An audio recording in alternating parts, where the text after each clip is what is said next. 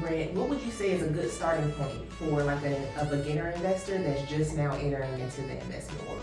Sure thing. So the main thing I'll say is invest in what you know. But to break that down a little bit further, you can really just start with index funds. An index fund might be the S&P 500 index.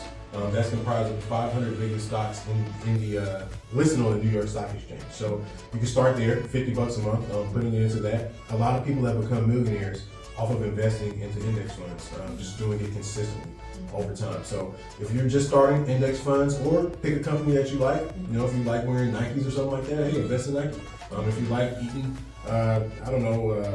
chicken, maybe invest in Smithfield. So it might be something like that. So it really just depends on what you like. And again, what you have a risk tolerance for.